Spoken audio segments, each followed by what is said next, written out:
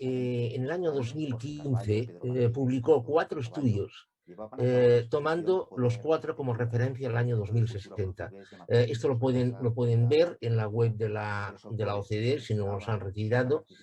Son unos estudios muy amplios en el cual, de alguna forma, ya están anunciando algo que va a pasar, algo que dentro de unos cuantos años, a nosotros ahora nos pueden parecer mucho, 40 años, pero en realidad en términos históricos no es nada, lo que puede suceder. Bien, yo hasta esta época de la pandemia, de la COVID-19, yo siempre mis intervenciones, mis conferencias, las empezaba con esta diapositiva que tienen ustedes aquí delante. Tendencia, ¿qué quiere decir esto? Bien, los políticos lo que hacen, todos los políticos, el color da exactamente lo mismo, lo que hacen cuando dan una conferencia o una rueda de prensa y quieren decir algo sobre economía, siempre meten una frase o una cifra. El déficit del año pasado fue X, el crecimiento del PIB en el cuarto trimestre fue de tanto. Esto indica muy poco, mejor dicho, no indica nada, porque esto es una simple fotografía de una realidad que no dice absolutamente nada. Entonces yo lo que decía, insisto, antes de que llegara el virus, es que había que analizar series cronológicas largas, como mínimo de 10 años, para tener una expectativa, una previsión y poder inferir unas tendencias y a partir de aquí construir un diálogo o construir un razonamiento. Bien, con la pandemia esto se ha acabado. Es decir, la tendencia se ha roto. La primera conclusión que podemos sacar de la llegada de este virus es que la tendencia que llevábamos hasta ahora, al menos desde los últimos 50 años, se ha roto. Literalmente se ha roto. Y hemos pasado a otra cosa. Vamos a verlo esto con un ejemplo. Aquí tienen ustedes la variación del PIB real del mundo entre 1962 y el año 2023. Este es un estudio elaborado en el año 2018 y lo que yo hice fue añadir una serie de datos obtenidos de publicaciones del Fondo Monetario Internacional, etcétera, etcétera, y los añadí a esta publicación para llegar al 2023. Bien, ustedes pueden ver aquí una tendencia decreciente. De hecho, esto lo que nos está diciendo es que el modelo se está agotando, esto ya era conocido, cada vez tiene menos impulso y se estaba desacelerando. Esto es una tendencia clara que comienza ya en los años 60. En general, en el mundo. No estoy hablando de tal empresa o de tal familia o de tal país, es decir, en general, el planeta. Bien, aquí, como decía claramente, se ve una tendencia, pero esta tendencia ha quedado totalmente rota después de la llegada del virus. Entonces, ya antes de que llegara propiamente el virus, se estaba viendo algo. Aquí tenemos, por ejemplo, en fin, la evolución de la incertidumbre. Es un índice es un índice cualitativo elaborado en este caso por Funcas, pero vamos, hay varias fuentes, que empieza en el 2008 y acaba en el 2019. O sea, es justo antes de la llegada del virus. ¿Qué podemos ver? Podemos ver que la incertidumbre crece. Es decir, no vale la pena que entremos en detalle de en qué momento crece más o crece menos, simplemente quédense con esta idea. La incertidumbre desde el 2008 crece. La tendencia de la incertidumbre. Insisto, justo antes de la llegada del virus. Bien, la llegada del virus lo que ha supuesto ha sido totalmente el rompimiento de esta tendencia. Fíjense ustedes que aquí tenemos representada la evolución del cambio de la evolución porcentual del Producto Interior Bruto de la OCDE, que es las barras verdes, y del mundo, que es la línea roja. La evolución de la OCDE desde el año 1970 y la del mundo desde 1980. Bien, fíjense que excepto en el inicio de la crisis, en el 2007, 8, 9, que realmente está remarcado el cambio, es importante. Fíjense que a pesar de todo lo que ha pasado en el planeta, las variaciones realmente han sido muy cortas. O sea, fíjense que no hay nada ni por encima de 2 y no hay nada por debajo de 2. Es decir, no hay ningún crecimiento global, hablo, por encima de 2, del 2%, ni por debajo del 2%. Es decir, que a pesar de todos los desastres que hayamos podido ver, a pesar de ese día a día que ha podido ser, bueno, pues terrible o en algún momento complicado, etcétera, etcétera, ha sido todo bastante homogéneo. Y insisto, haciendo abstracción de esta caída del 2008-9, que es cuando se produce es decir, el inicio de la crisis. Bien, esto ha sido así, esta homogeneidad ha sido así hasta llegar al año 2020, cuando el virus ha hecho su aparición y la pandemia se ha extendido por el mundo. Bien, fíjense que la caída que podemos ver en el 2020 no tiene parangón ni de largo con ninguna caída desde el año 1970. Bien, en este gráfico no está explicado, pero para encontrar algo parecido y los efectos, hay que remontarnos al siglo XVIII. Es decir, lo que ha sucedido con la pandemia, el impacto que ha tenido la pandemia, recuerda en sus consecuencias a las consecuencias de las crisis agrarias que se dieron hasta 1785. Es decir, no tiene parangón. O sea, no hay manual, no hay recetario para tratar esto porque no hay nadie vivo que haya visto nada parecido, ni ningún economista ha tratado, ni siquiera de forma teórica, una caída como esta en un mundo como el actual. Bien, esta caída del PIB viene acompañada de otras cosas, como por ejemplo de un récord de la deuda pública. Aquí tenemos representada en este gráfico la evolución de la deuda pública del mundo en porcentaje del PIB desde 1880. Fíjense que la línea azul, que son las economías desarrolladas, ha alcanzado en el 2020 un nivel que incluso supera al de la Segunda Guerra Mundial. En las economías, esta cosa que se llama economías emergentes, que es un término que a mí no me gusta, pero bueno, todos nos entendemos, ¿no?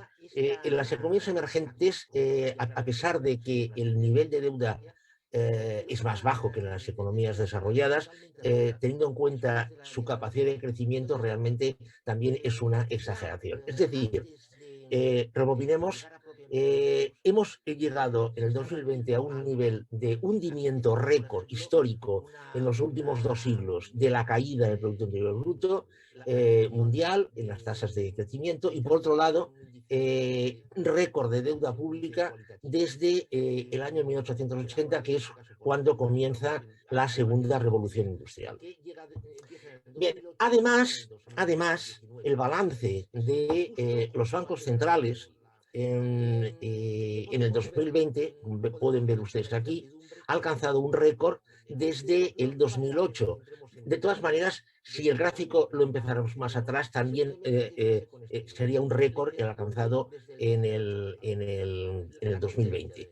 Bien, de todas maneras, a pesar de ese récord, que claro, que entre paréntesis viene cómo va a sacarse, cómo van a limpiar los bancos centrales este balance. Pero bueno, este es otro tema que ahora no hay que tratar. Fíjense que las expectativas es que este balance siga creciendo. Es decir, que los bancos centrales van a seguir emitiendo moneda, van a seguir emitiendo dinero contra nada. contra unos títulos de deuda pública que van avanzando. Fíjense que actualmente, en el 2020, el balance de los bancos centrales es de 16 billones de dólares. Esto equivale más o menos al PIB del mundo. Es decir, que en el año 2022 va a superar con creces el Producto Interior Bruto de todo el planeta. Este es un problema. El problema de la deuda, de él se habla, bueno, mucho no se habla, pero se habla, pero el de los bancos centrales, de este no se habla absolutamente nada. Y auténticamente es un problema. Bien, además pasa otra cosa, y es que el comercio mundial en nuestro mundo, en nuestra vida, tiene una importancia tremenda. Aquí en ese gráfico tenemos una evolución del Producto Mundial como porcentaje del comercio, como porcentaje del Producto Bruto Mundial desde el año 1500. Fíjense que el comercio evolucionó muy poco hasta mediados de los años 1830. Hay un espacio que no tenemos datos, pero a partir de el año 1870 aproximadamente, el comercio sube, luego se hunde, pero a partir de ahí ya se dispara. ¿Qué quiere decir esto? ¿Por qué he puesto esta diapositiva? Bueno, pues porque nuestro crecimiento depende mucho de las importaciones y exportaciones que hagamos. Y como ustedes saben y han experimentado, una de las características, una de las consecuencias que ha tenido esta pandemia está siendo la paralización del tráfico mundial o la reducción del tráfico mundial. Con lo cual, esto evidentemente está incidiendo negativamente sobre el crecimiento. Bien, en el mundo en el que vivimos, ya estamos saltando etapas. En el mundo en que vivimos, el índice más importante de largo, por descontado, es el de la productividad. Es decir, hoy en día la cantidad de producción que se tenga que producir, que se tenga que realizar, no es importante, porque la tecnología permite adecuarla siempre a las necesidades del mercado. Es decir, en teoría, la tecnología permitiría hoy no tener excedentes. Otra cosa es que luego después esto se aplique bien o mal. Aquí no entramos. Pero en realidad no tendría que haber un excedente de oferta. ¿Por qué? Porque el parámetro fundamental es la productividad. Bien, aquí tenemos la productividad medida en números índices de Alemania, Francia, Italia y España, tomando como índice 100 de cada uno el año 1995. Bien, ¿qué es lo que vemos de este gráfico?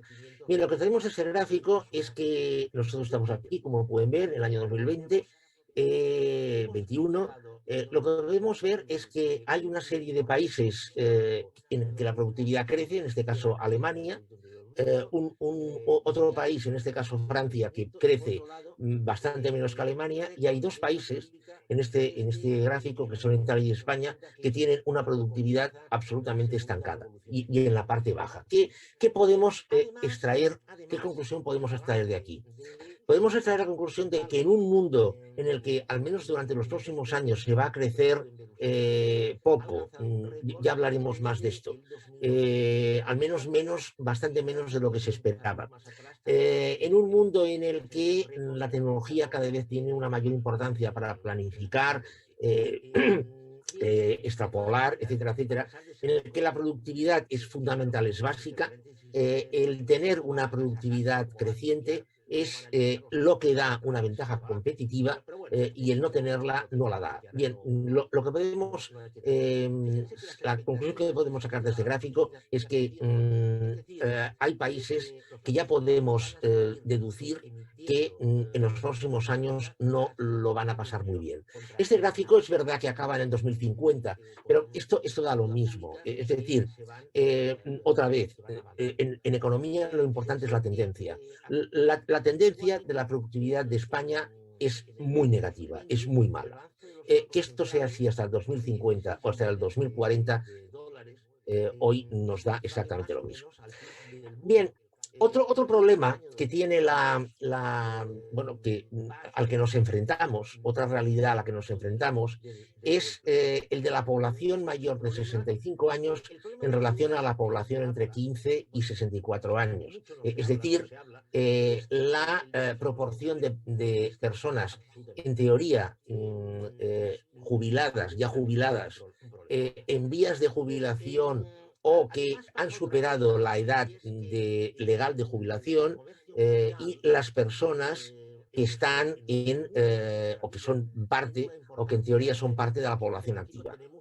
Bien, como ven, aquí hay una serie de países. España está marcado con una flecha para resaltarla.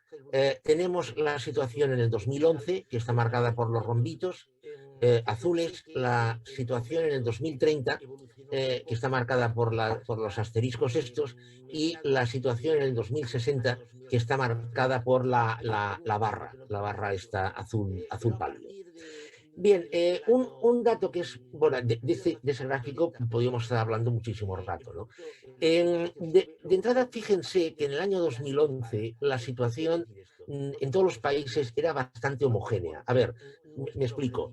Es verdad que hay unos países en los que la tasa de población mayor de 65 años sobre población activa era más alta que en otros. Esto es evidente. Por ejemplo, en Sudáfrica la relación era mucho más baja, por ejemplo, que en España, por decir un país, o que incluso en Alemania.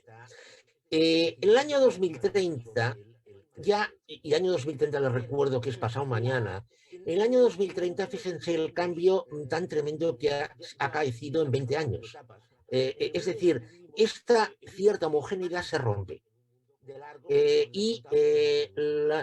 Hay países, por ejemplo, en Corea, que se dispara esta relación, es decir, hay una población que está más envejecida, y hay otros que sigue siendo realmente muy baja, como puede ser, por ejemplo, Turquía, o incluso la misma Sudáfrica, a la que nos hemos referido antes.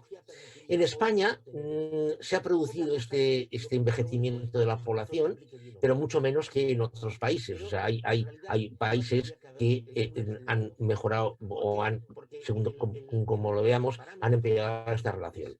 En el año 2060, cualquier relación que pueda haber entre los países desaparece completamente. Fíjense que Corea se ha disparado, o Polonia se ha disparado, o la República Eslovaca se ha disparado, y hay otros que sigue siendo realmente muy baja, como Sudáfrica. En España la situación, bueno, es más baja que en otros países, pero realmente es muy alta. Bien, ¿qué nos está indicando este gráfico? ¿Qué nos dice este gráfico? Lo que nos dice este gráfico es que, por un lado, va a haber una población, la tendencia es hacia que la relación entre población activa y población, en teoría, no activa, crezca, porque la población envejezca, pero por otro lado la productividad cada vez es más importante y tiende a crecer gracias a la tecnología. Entonces, los países que aumenten su productividad, que puedan aumentar su productividad de una forma consolidada, sólida, podrán hacer frente a este envejecimiento de la población mucho mejor que los países que esta productividad haya crecido poco o que no haya crecido en consideración. Estoy convencido que ya sé una pregunta que están pensando de cara a este gráfico. La adelanto, para que la tachen y apunten otra, en todo caso. Este gráfico, evidentemente, contempla el envejecimiento de la población y esto estará en función de varios factores, pero uno de ellos de la asistencia sanitaria. En el caso de España, concretamente, que tenemos una esperanza de vida realmente muy alta, esta esperanza de vida se ha alcanzado en gran medida debido a esta sanidad universal que España tiene. Una caída en esta sanidad universal, un empeoramiento de la sanidad universal, esto evidentemente incidirá en la esperanza de vida y en esta relación entre población activa y población no activa. Esto evidentemente es extrapolable a otros países. Bien, un elemento también fundamental, porque el PIB, como ustedes saben, un elemento fundamental es el consumo privado, es la relación entre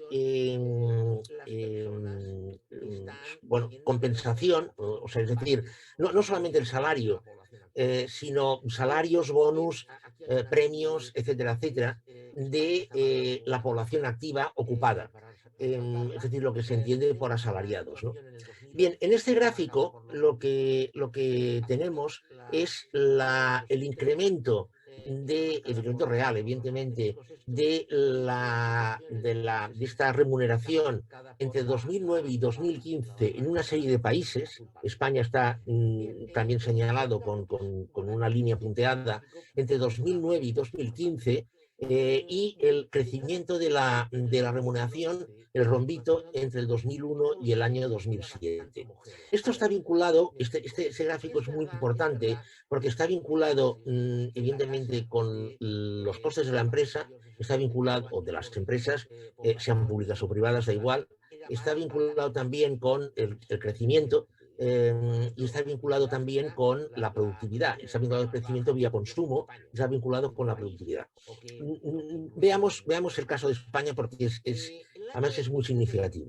Entre el año 2001 y 2007, fíjense que el crecimiento de la remuneración, estamos hablando de la media de toda España, esto es importante, fue relativamente bajo, como pueden ver ustedes, fue ligeramente superior al 0,5%. Hay países que los tuvieron muchísimo mayor, todos los que tienen su línea o su rombito por encima del de España. Entre el año 2009 y 2015, el crecimiento de la remuneración en España fue negativo, ligerísimamente superior al menos 1%, o inferior, vaya, al menos 1%. ¿Qué quiere decir esto? Bien, esto lo que quiere decir es que, y esto sabemos que es así, el consumo, gran parte del consumo privado se ha financiado a base de deuda. Lo cual esto evidentemente es muy malo. Concretamente en España actualmente la deuda de las familias supera los 740.000 millones de euros. En segundo lugar, lo que nos dice esto es que en este caso, para hablar en términos actuales, de crecimiento de la remuneración, está vinculado a una productividad baja. Es decir, en España difícilmente van a subir los salarios, la remuneración vaya en general, las remuneraciones en general, en medias, me refiero, porque la productividad hemos visto antes que está en descenso y estancada. Y por otra parte, el impacto que va a tener esto, evidentemente, sobre la recaudación impositiva, sobre las cotizaciones a la seguridad social, sobre el consumo, etcétera, etcétera, evidentemente va a ser importante. Bien, y por descontado tenemos que referirnos a la desigualdad. Un tema que está de moda actualmente, hablar de desigualdad, se ha escrito mucho sobre desigualdad, más, entiendo yo, desde una perspectiva ética y moral. Aquí no vamos a hablar de este tema, pero la desigualdad tiene realmente mucha importancia en términos económicos no tanto por la diferencia de ingresos que hay entre los más ricos y los más pobres, sino por la tipología de la diferencia. Vamos a ver esto un poco. Aquí tenemos lo mismo que antes, una serie de países. España está marcado con una flecha. De la desigualdad de ingresos totales antes de impuestos entre la decila más pobre y la decila más rica en el año 2010 barra azul fuerte y en el año 2060 barra azul pálido. Bien, de entrada, como pueden ver ustedes, en todos los países, en todos la desigualdad aumenta. Es decir, en todos los países se estima, la OCDE, concretamente esto está sacado de un estudio de la OCDE, la OCDE estima que la desigualdad va a aumentar, la tendencia es a que aumente en todos los países miembros de la OCDE. Es verdad que en unos más que en otros, es cierto que en unos más que en otros. Pero el hecho de que la desigualdad aumente, en España también, como pueden ver, esto nos pone, y en la media de la OCDE también, esto nos pone delante de una situación realmente muy complicada, porque esto incide, en la diapositiva anterior hemos visto que esto refería a España, que esto incidía sobre la recaudación impositiva, cotizaciones a la seguridad social, etcétera, etcétera, ¿no? Pero que aquí ya nos está hablando comparando el 2010 con el 2060. Es decir, que esto no va a ser una cuestión de un año, de 2, de 3, de 5, de 6, va a ser una cuestión de 60 años. A ver, otra vez, que en el año 2060 la desigualdad entre la decila más rica y la más pobre en España sea del 4,3% o sea del 4%, es exactamente lo mismo. O sea, da igual. Lo que nos está diciendo esto es que en todos los países, y en España también, se va a producir una concentración de riqueza en la decila más rica y no se va a producir un incremento significativo de ingresos en la decila más pobre. Y aquí es donde quería ver, desde una perspectiva económica, la desigualdad es muy importante cuando los ingresos de las personas de renta más baja son muy bajos. ¿Qué quiero decir? Si una persona está ganando al año 5.000 euros y otra persona está ganando al año 5 millones de euros, la desigualdad es de 1.000, evidentemente, pero es terrible esta situación porque desde un punto de vista económico, con 5.000 euros al año no se puede vivir. O sea, esta persona es pobre de solemnidad. El de 5 millones está muy bien, no tiene ningún problema. Bien, pasemos a otra situación. Pasemos a una situación en la que una persona está ganando 50.000 euros al año y otra persona está ganando 50 millones. La diferencia sigue siendo de 1.000, de 1 a 1.000. Sin embargo, una persona con 50.000 euros al año puede vivir. Y evidentemente con 50 millones pues puede vivir mucho mejor. Es decir, lo importante de la desigualdad se basa o está sustentado en la renta más baja, en la cuantía de la renta más baja. Bien, y para hablar del impacto climático, aquí tienen ustedes también una proyección hasta el 2060 del impacto climático en varias regiones del mundo, ¿no? En Europa, el impacto climático, claro, aquí se supone que se van a ir haciendo cosas para corregir este impacto climático en el PIB. En Europa va a ser relativamente bajo, en el mundo va a ser alto porque en los países del sur y del sudeste asiático realmente va a ser muy elevado. Bien, un poco el resumen de todo lo que hemos dicho hasta ahora, lo que nos lleva es a este gráfico. Estimación del crecimiento real en una muestra de 147 países. La línea verde pistacho es el mundo, la línea granate discontinua son los países no miembros de la OCDE. Les recuerdo, por ejemplo, que China no es miembro de la OCDE, y la línea azul discontinua es los países miembros de la OCDE. Nosotros estamos aquí, tal y como lo marco, y el fin estimado de la crisis es hacia el año 2023-2024. Bien, ¿qué es lo que sacamos de este gráfico? Lo que podemos sacar de ese gráfico es que el mundo va a peor. El mundo, cuidado, o sea, otra vez, no está hablando de tal empresa, ni de tal país, ni de la familia X, no, en general, el mundo va a peor. El mundo no va a un crecimiento estable, ni a un mayor crecimiento, sino que cada vez el mundo va a peor. Distingamos, los países no miembros de la OCDE van a mucho peor, y los países miembros de la OCDE al final, en el año, cuando acabe el año 2060, en la década 2050-2060, se van a encontrar en una situación que prácticamente es la misma, un poco peor, que había en la década del 2000-2010. Es decir, a partir de que acabe la crisis 2023-2024, se produce un ligero decrecimiento que va a seguir, con lo cual tampoco van a mejor ni muchísimo menos. Bien, este es un estudio, este gráfico está sacado de un estudio que realizó la Société Générale en el año 2005.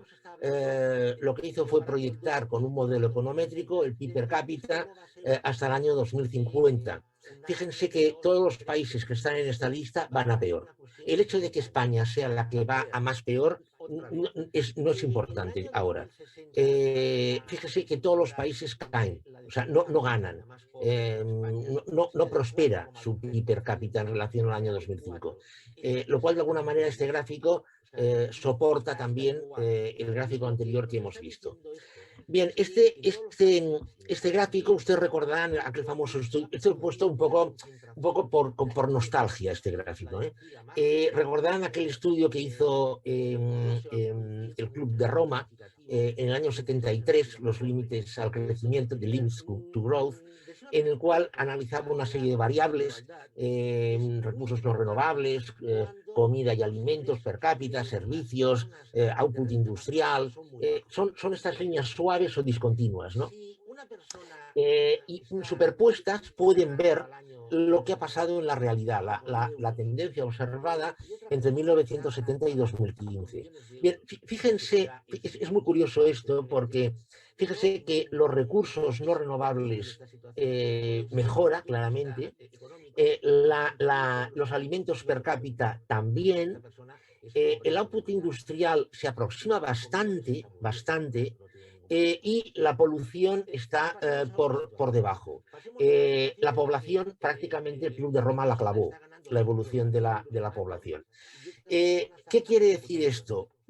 Quiere decir esto que, a pesar de que la situación es menos mala que la que pintó en 1973 el Club de Roma, de todas maneras tuvo su mérito porque los instrumentos informáticos que había en el año 1973 eran bastante precarios.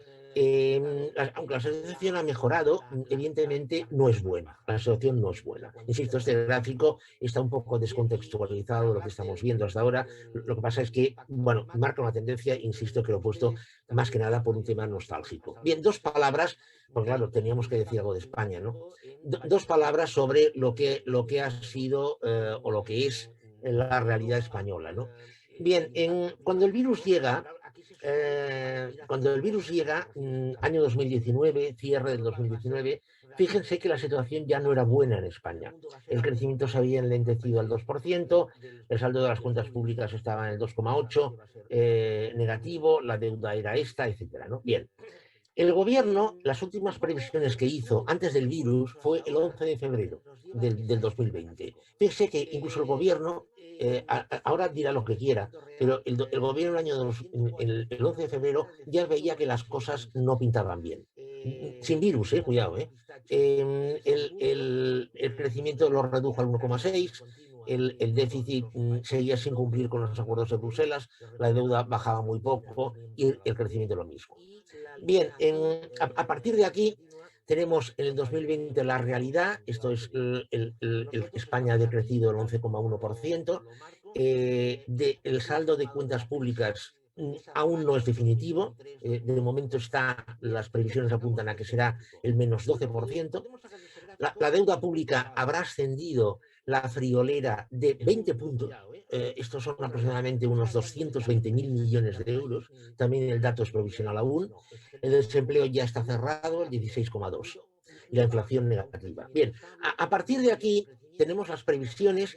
Las previsiones que están en negrita arriba son las del Fondo Monetario Internacional que hizo en octubre del 2020. En rojo tenemos la revisión que hizo el mismo fondo el 28 de enero y, bueno, como ustedes pueden ver, España claramente no va a mejor. Es decir, esta recuperación el fondo la ha bajado en el 2021, en el 2022 prácticamente la ha dejado igual y en el 2023, 24 y 25 se va produciendo una desaceleración. Bien, ¿qué podemos concluir? Porque esta es la última diapositiva. ¿Qué podemos concluir? Bueno, lo que podemos concluir es que estas expectativas que tenemos para el planeta en los próximos años, a no ser que pase una cosa excepcional, no son buenas. Que vamos a tener que especializarnos en administrar recursos escasos. De hecho, en la introducción que se ha hecho, se ha dicho que la arquitectura está muy vinculada con la economía y es absolutamente cierto. Lo mismo que el urbanismo, también está muy vinculado con la economía y que España claramente va a tener, en principio, problemas. Bueno, yo lo dejo aquí y a partir de aquí, pues si hay alguna pregunta, pues ustedes mismos. Me gustaría, bueno, animar a toda la gente que nos está siguiendo a que planteen sus preguntas a través del chat. De momento no tenemos ninguna, pero bueno, a mí me gustaría un poco, retomando el hilo de su conferencia, saber qué nos queda a la generación más joven, ¿no? Un poco aludiendo a nuestros estudiantes que en el plazo de 5 años entrarán en el mercado laboral y viendo, bueno, un poco lo que se avecina, esa devaluación de salarios, ese aumento de la desigualdad progresiva, esa caída en la productividad. ¿Cuál va a ser un poco el escenario que se van a encontrar estos jóvenes cuando entren en el mercado laboral y qué alternativas quedan? Es decir, rebelarse un poco contra el sistema o aceptar lo que les venga encima. Bueno, rebelarse no, porque una de las cosas que ha quedado clara es que las revoluciones ya no están de moda.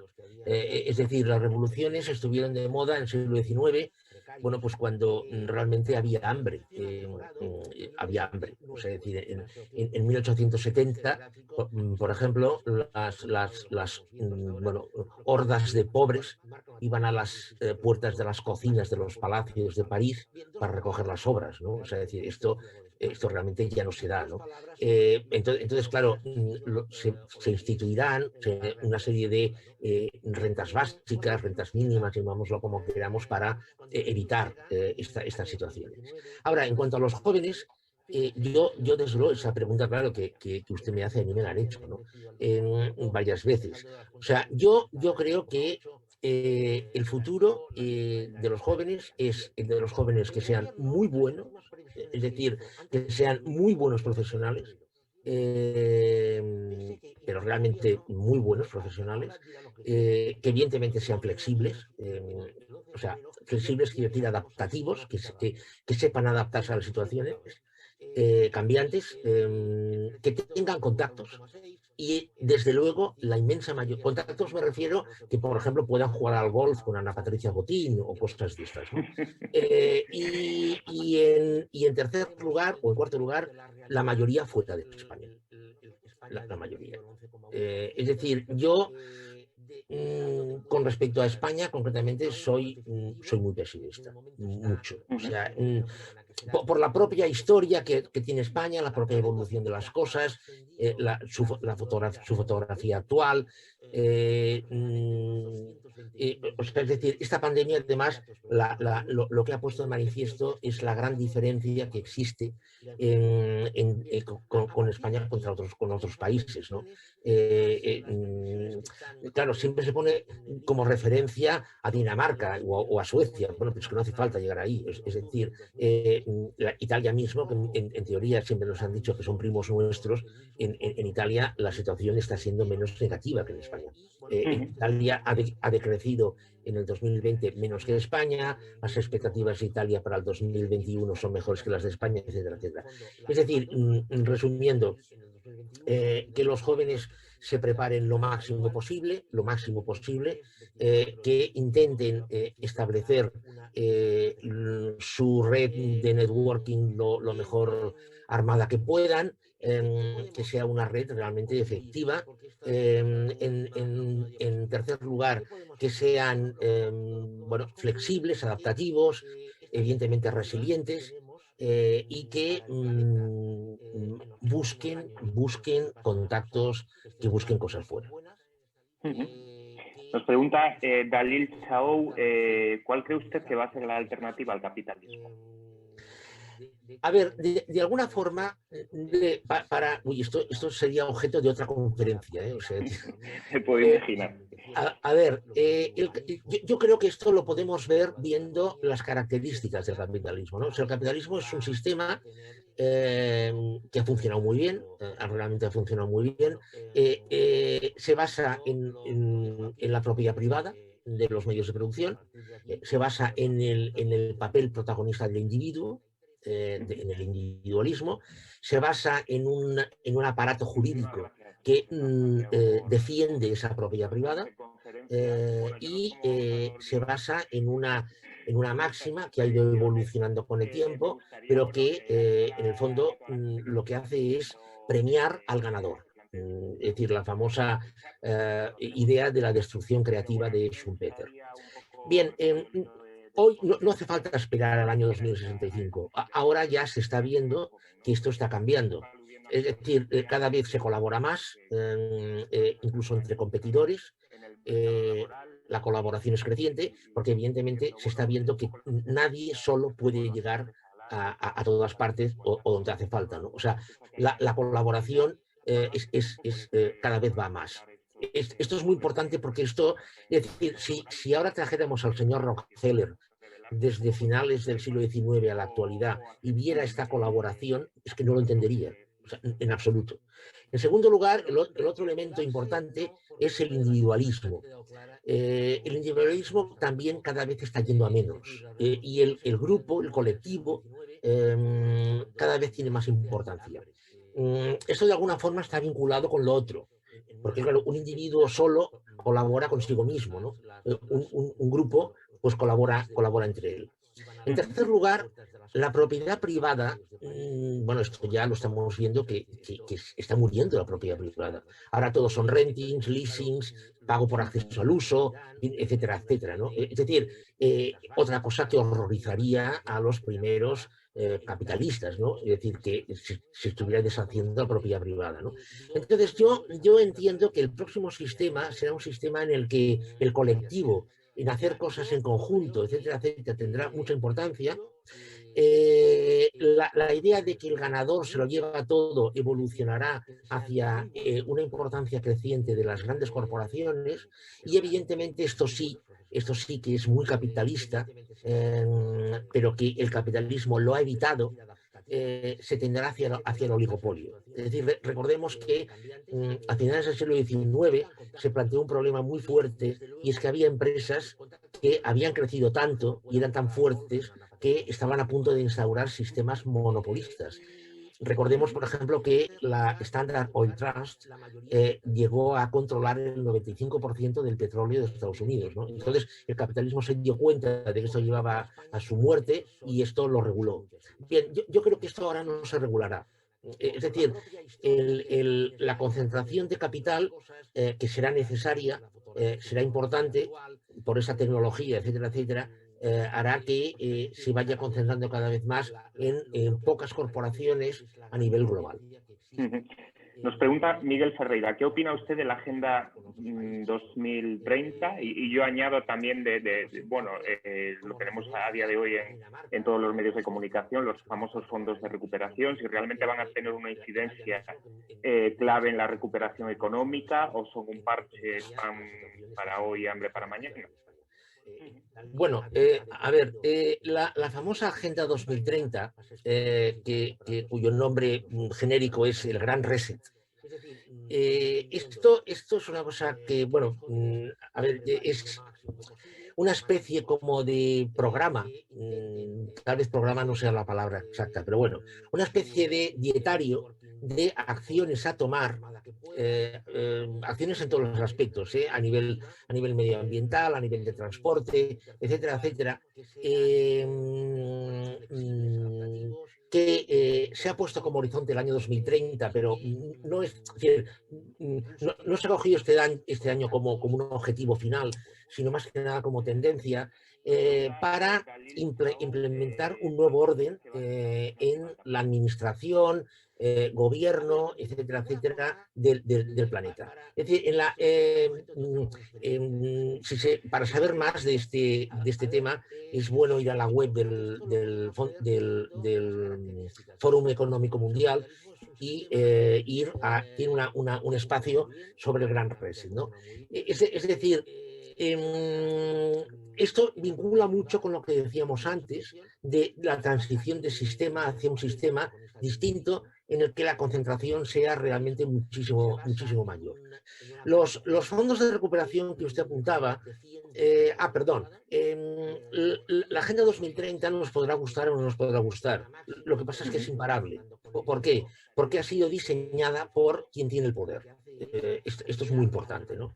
Entonces, lo que comentaba usted de los fondos de recuperación, esto es una cosa muy puntual que se ha puesto en marcha para salir de esta situación provocada por la pandemia, y que en el fondo lo que va a causar es que, o lo que va a implicar es que unos países, mejor dicho, las empresas de unos países van a prosperar realmente y otras aún se van a hundir más y van a desaparecer. Es decir, que a pesar de que sean cosas distintas, de hecho, podríamos decir que estos fondos de recuperación serían parte, podemos ponerle comillas, de este gran reset de esta Agenda 2030. Pero no hay margen para que, por ejemplo, España pueda mejorar sus niveles de productividad con una aplicación estratégica de esos fondos de recuperación. España no. Si usted me habla de empresas, sí. Es decir, si usted me pregunta, ¿Endesa puede mejorar su productividad? Por descontado. Endesa además va a contar con un pellizco significativo de estos fondos de recuperación, porque tiene una serie de proyectos orientados a un tema energético. Si me habla usted de empresas, sí. Ahora, España, no. España, no. Y claro, a ver, recuerde que, recordemos que las empresas, este tipo de empresas, hoy no son de un país, son globales. Es decir, Endesa, no sé ahora en cuántos países está presente, pero según unos cuantos. Es decir, fíjese que estamos dando vueltas a lo mismo. Es decir, las empresas en conexión con otras empresas, colaborando, corporaciones, un nuevo orden, etcétera, etcétera. Sergio nos pregunta, ¿de qué manera puede España reducir esa deuda pública? Bueno, España por sí sola no puede. Es decir, bueno, quien dice España, nadie. O sea, es decir, hay que tener en cuenta que si las previsiones se cumplen, este año el planeta, por todo concepto, se va a deber a sí mismo 360 billones de dólares. Esto es una cifra absolutamente inimaginable. La única forma de reducir la deuda es a base de compensación, realizar compensaciones y quitas. No hay otra vía. La vía ortodoxa para reducir la deuda es crecer mucho y evidentemente pagar lo que debes. La vía tramposa que yo digo es hacer aumentar la inflación artificialmente para que la inflación se coma la deuda. España, bueno, lo acabamos de ver, las perspectivas de crecimiento de España realmente son muy bajas. Por otro lado, la inflación estamos viendo que ha dejado de ser un problema. En consecuencia, claro, y más en el caso de España, las posibilidades que tiene España realmente son muy, muy reducidas. Ujú. Nos pregunta Liliana por el papel, dice ella, del mundo financiero paralelo y habla de bolsa, acciones, criptomonedas, etcétera, etcétera. ¿Qué rol jugarán estos elementos? A ver, es que aquí, bueno, es que yo no creo que exista un mundo financiero paralelo. Existe el mundo financiero que tiene distintas manifestaciones, ¿no? O sea, el modelo bancario que todos hemos conocido y que conocemos se está muriendo, es decir, porque los tipos de interés no van a subir, entonces los bancos tienen que reinventarse y de hecho en eso están. Las bolsas han dejado de ser significativas, es decir, las bolsas están totalmente desconectadas de la economía real. La economía real está hundida y las bolsas están creciendo porque se está dirigiendo este dinero gratis que están inyectando los bancos centrales a la bolsa. Las criptomonedas, bueno, a ver, si esta señora que ha hecho esta pregunta tiene unos fondos que no puede, que puede prescindir de ellos, que puede olvidarse de ellos, y tiene mucho dinero y quiere invertir algo en criptomonedas, pues que lo haga. A ver, hoy en día una criptomoneda es una apuesta. Lo que sí que es importante y cada vez va a serlo más son las fintech. Las fintech que no son bancos, pero que hacen el papel de bancos. Esto cada vez va a tener más importancia porque están realizando funciones bancarias sin ser bancos. Por ejemplo, hay muchos ejemplos de estos, ¿no? Google en Irlanda tiene licencia bancaria y Siemens en Alemania tiene licencia bancaria. Es decir, pueden actuar como bancos. Esto cada vez va a ir a más. En Apple, por ejemplo, ha sacado en España un no, pero ya ha sacado una tarjeta, una tarjeta como las que conocemos, ¿no? Como la Visa, ¿no? Una tarjeta, pero no ha creado un banco. Ha llegado a un acuerdo con Goldman Sachs para que le asesore en todo el tema del lanzamiento de la tarjeta. Es decir, el mundo financiero se está adaptando a una nueva realidad en la que los bancos como tal van a ser cada vez menos importantes y unas realidades financieras paralelas muy conectadas con las empresas cada vez van a tener una mayor importancia. Deduzco, y lo digo también por alguna entrevista que he leído a usted, que estas grandes corporaciones van a asumir un rol protagonista en ese sistema postcapitalista, digamos, ¿no? O sea, usted también se refería a que es probable que estas grandes corporaciones acaben asumiendo también la protección social de buena parte de la población, todo lo que tiene que ver con la educación, la sanidad, etcétera. Ese es el modelo hacia el que caminamos. Sí, a ver, mire, es que esto ya está pasando hoy. Es decir, si usted suma la facturación ya cerrada de las 10 principales empresas del planeta en el año 2019, da una cifra, la suma, que es mayor que el PIB del Reino Unido. Es decir, es que ya hemos llegado a esta situación.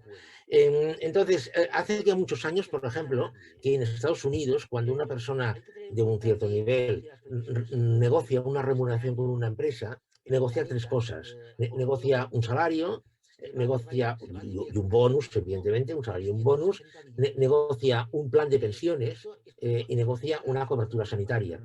Es decir, es que ya estamos viendo que el papel de las empresas, las corporaciones, está excediendo el mero pago de un salario. Está pasando a otra cosa, ¿no?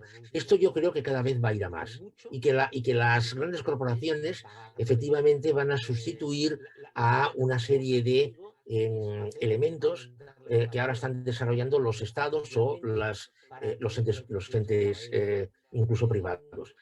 Usted hablaba de la educación. Yo sé casos en Alemania y en Estados Unidos. Empresas que le dicen a una universidad, oye, universidad, ven para acá.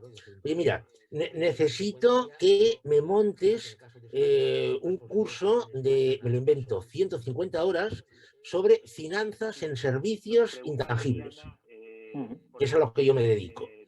Y la universidad, que puede ser Yale o puede ser cualquier universidad, le monta ese máster, entre comillas, para sus empleados, que será de la empresa, adaptado a la empresa, dado en las instalaciones de la empresa. Esto ya está pasando. Con lo cual, claro, quiero decir, es que se está produciendo una invasión o un solape de funciones de unos entes en otros. Y esto claramente yo creo que va más. Pregunta Luciana si cree usted que un modelo económico basado en un modelo de producción y consumo circular podría ayudar a la recuperación de la economía mundial. A ver, es que yo lo que creo, a ver, el tema de la economía circular es un tema que, a ver, una de dos. O nos convertimos todos en ángeles y entonces lo aceptamos porque lo creemos, o bien nos lo imponen en plan dictatorial. De una forma normal, nadie va a aceptar eso. ¿Por qué? Porque supone molestias. Es decir, ahora hay muchas personas que critican el modelo Kleenex que se ha estado usando durante 6 décadas, prácticamente. Es decir, el modelo de usar y tirar. Entonces, ahora hay muchas críticas. Irracionalmente es verdad, pero si somos sinceros, tenemos que asumir, que admitir que el modelo Kleenex es muy cómodo. Uso y tiro. Entonces, pasar a una situación en la que tenga que producirse reutilizaciones, reparaciones, etcétera, etcétera, se puede hacer, pero nos lo impondrán. Y yo creo que de alguna forma algo de esto se hará, porque evidentemente la cantidad de recursos disponibles no es ilimitada. O sea, es decir, ahora, solución solamente el modelo de economía circular a los problemas de la economía mundial, no lo creo. Porque hay una serie de o sea, es decir, si no hubiese mermas, si consiguiésemos eliminar las mermas, porque tuviéramos una productividad en el uso de inputs que fuera total, tal vez, pero no es así. Con lo cual, un modelo circular puro yo creo que es inviable. Nos pregunta Rosa también, si usted cree que el dinero en efectivo, tal y como lo conocemos hoy en día, va a desaparecer. El dinero fiduciario sí, por descontado. O sea, de hecho, le quedan muy pocos años. De hecho, hay países, por ejemplo, Noruega, en Noruega únicamente se paga en efectivo el 3,5% de las transacciones. Es decir, esto claramente va a ser así. O sea, esto está asumido y admitido. Con lo cual, esto tendrá dos implicaciones, una buena y otra, pues no sé. El fraude fiscal, evidentemente, va a bajar en vertical y la que no sé es que, claro, la autonomía, el nacionalismo que da tener una moneda propia, pues claro, se va a perder. Porque de alguna forma todo van a ser pues bits de ordenador. Pero bueno, sí, esto claramente, además esto ya no lo niega nadie, que el dinero fiduciario va a acabar desapareciendo. Y Liliana pregunta, ¿cuál será el papel de los estados en este futuro con un panorama en el que las grandes corporaciones van a tener cada vez más poder? Bueno, el papel del Estado se está viendo que está decreciendo. De hecho, a ver, por ejemplo, un consejero delegado de una empresa que está facturando al año, pues yo qué sé, 300.000 millones de dólares, le llama a cualquier jefe de gobierno y el jefe de gobierno se pone al teléfono, aunque esté en la ducha. Aunque esté en la ducha, se pone al teléfono. O sea, es un poco verdad esa afirmación del vicepresidente segundo de Pablo Iglesias, que decía que estar en el poder no significa tener el poder. Evidentemente. No, por descontado que sí. O sea, y este señor lo ha entendido perfectamente. Es decir, volvemos al ejemplo.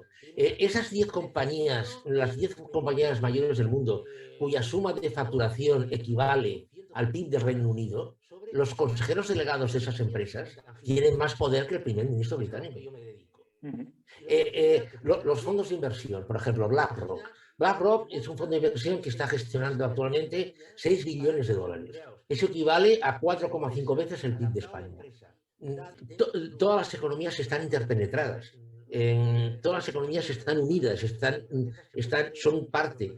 Es decir, hoy es imposible, nadie, ni Estados Unidos ni nadie, puede desvincularse del resto. Por esto, lo que pretendía la administración Trump de un poco erigirse en un elemento aislado del mundo, era una utopía Imposible, ¿no? absoluta. Ujú.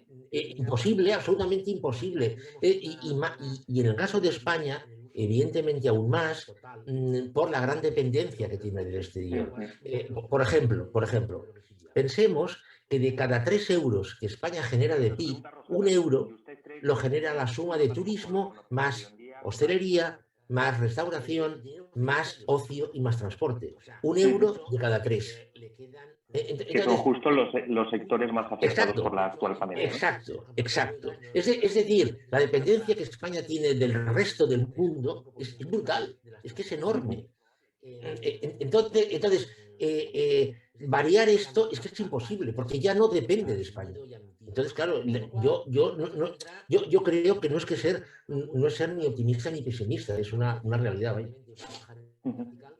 Bueno, Santiago, pues muchísimas gracias por las respuestas. Gracias a todos y todas las que han formulado sus preguntas.